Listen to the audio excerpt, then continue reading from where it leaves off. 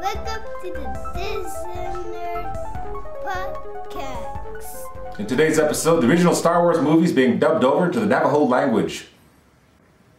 A fantastic new app that can prevent you from committing incest. And finally, a Silicon Valley billionaire is planning a $9 million wedding. Today's episode is coming to you folks from Albuquerque, New Mexico. The Navajo Nation Museum is working with Deluxe Studios and Lucasfilm to dub over the original Star Wars movie, A New Hope, in the Navajo language. I just want to hear the Navajo version of, "But I was going to the Tachi station to pick up some new power converters."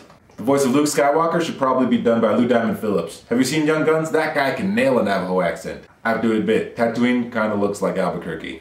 And I know a few of you out there are wondering, what about Gallup? Well, the most Islay Cantina's got to be a bar in Gallup.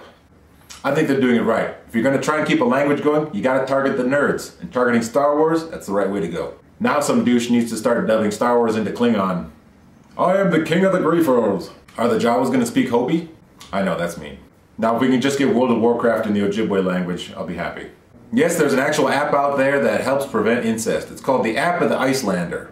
Iceland is an isolated island with a relatively small population, so apparently this is a problem with people committing unintended incest. So now you have an app that can prevent that. App of the Icelander. How does it work, you say? I have no idea. I'd like to think you just point it at your date, and it comes up incest or not, like a red or green light will pop up. Maybe it only works after you've already hooked up with them. Oh, you just committed incest. This will be great for my next family reunion. This has obvious ramifications for Native Americans. After 49, this will come in super handy. So, is this a legit snag or not? Alright. Or maybe, I don't care. Couldn't you just ask who your grandma is? The Amish must love this app. I want an app that'll let you know who your date is hooked up with. You've been with the Domster. You are unclean. Nice to meet you though. You may want to get that checked out. I want to get my sister an app that'll do a credit check on the guys she dates. You probably remember Sean Parker, played by Justin Timberlake in the Social Network movie? Well, the real Sean Parker is planning on spending $9 million on his upcoming wedding. I know that sounds crazy, and it is crazy, but keep in mind he's worth $2 billion. So for me, that'd be like spending $5 on my wedding. Congratulations, you may now give the bride her Happy Meal. Here you go, and I made the ring out of my own hair. Here you go. In contrast, Mark Zuckerberg, the founder of Facebook, got married in his backyard. That's true nerd wedding.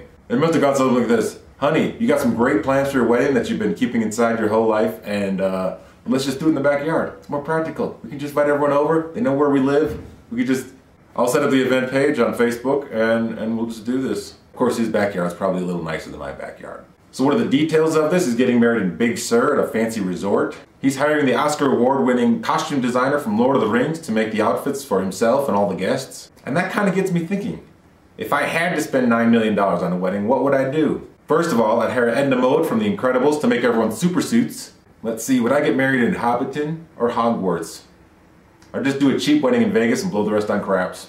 And $9 million, that's probably still not enough to get married on the moon. But if Stanley Kubrick was alive, it'd be enough to fake a lunar nuptial. Couldn't they just fly to Europe and rent the real castle? So what's the hourly rate on the Tower of London anyway? And does it include the beef eaters? And if this marriage doesn't work out, can we come back and behead each other? That concludes this episode of the Indiginerd Project. I'll be in Albuquerque the rest of the week recording these. Tonight and tomorrow night, I'll be hosting Rock the Nine at Low Spirits here in Albuquerque.